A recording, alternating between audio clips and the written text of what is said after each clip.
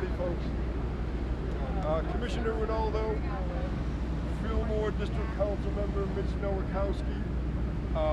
So Commissioner Ronaldo will start, talk about where we are on the fire, and then take questions on the fire, and then we'll go to Councilman Nowakowski. Are you good with that, everybody? Howdy, Commissioner. All right, thank you. Good evening, everyone. So this call came in at roughly 7:55 this evening. It's 110, 118 South Park is the address. Quickly went to second alarm plus extra companies. So we have anywhere from 50 to 60 firefighters on location right now and over 20 pieces of apparatus. It's a 4-story brick building. It's like the fire originated on the first floor. It's spread throughout.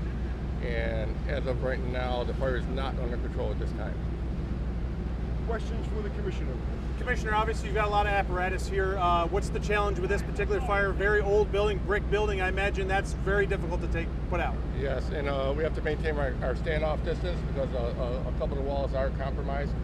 We have bricks falling, things of that nature. And also, of course, we're concerned about firefighter safety. This is the same platoon, the same crews that fought the fire at the Pink the day before yesterday. So we have to have the rest plan, recovery plan for them as well. So we have to keep an eye on that. Is this the same crew that was at the old Pink? Yes, it is. The same crew. It's the same platoon that worked the old Pink. That's correct. Yes. So that was only day before yesterday. So obviously, we have to keep an eye on their rest and recovery. Obviously, this building's been vacant for a very long time. To my knowledge, there was no power going into it. It has a history of squatters inside. I know it's very early.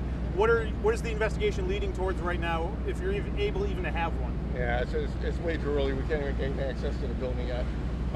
As I said before, the fire started on the first floor, spread to all 4 floors at this time, and we're having a hard time getting access to all the parts of the building we want to. So we anticipate we're going to be here for several hours. I have to imagine that at this point, this building's a total loss. Any word of an emergency demo at this point? It's too early at this point, but as I said, a lot of the walls, the roof has been compromised. Some of the walls have been compromised, so it doesn't look good at this point. How does the fact that this is a building in dispute, a legal dispute, play in your initial investigation? Well, right now our focus is on containing the fire, keeping it from spreading to adjacent structures, firefighter safety, and protecting the public. That's where our focus is right now. No one inside, right? No one's inside. Anything else? Commissioner, I know you were asked this earlier. Can you just address the firefighters working in these hot, humid conditions? Well, yes. I mean, it's a little less strenuous because it's not an offensive operation; it's more a defensive operation.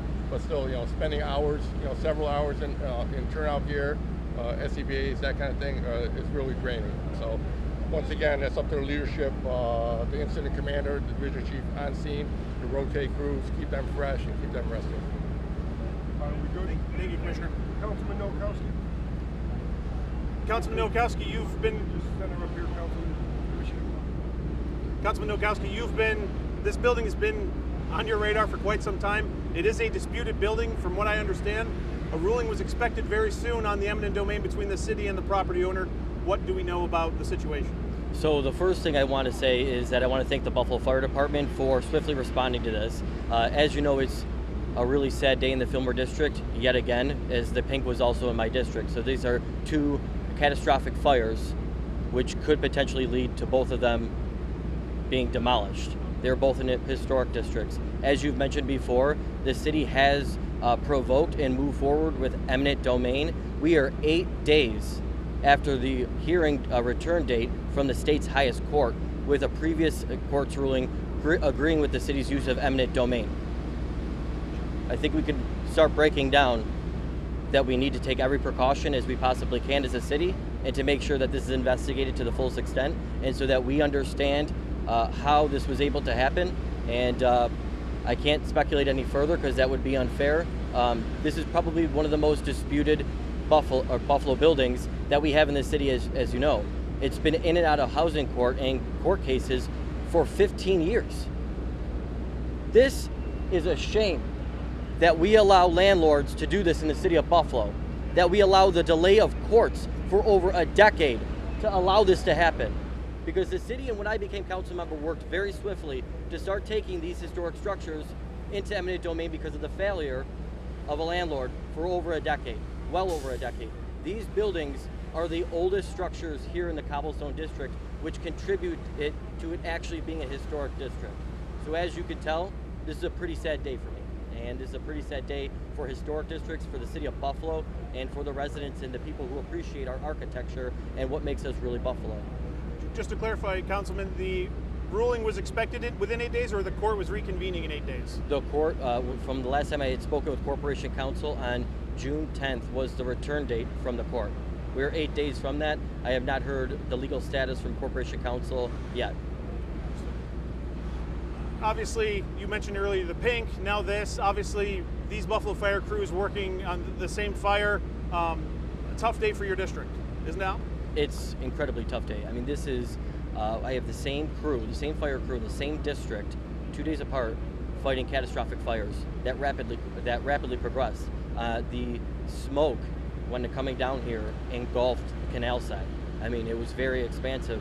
I got text, emails, tweets from folks who were on the water, who were walking on canal side, and unfortunately I had a pit in my stomach when I was looking at some of the photos because I just knew it was 110 and 118 South Park. You know, obviously it's been on your radar for quite some time.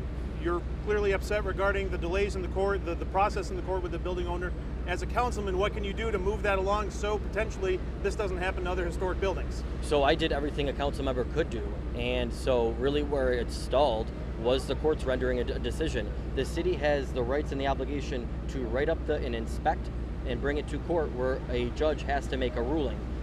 And this is where we're at. I mean, this has been 14 to 15 years where I was in high school when this began in city court. Should have been adaptively reused. It's been from the pre-Civil War, and it's been adaptively reused throughout the century. Why is it so ridiculous that I, as a council member, don't want a historic structure to fall down for a surface parking lot?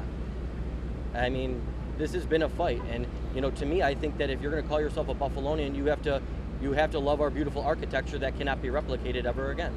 Our built environment helps define us as Buffalonians.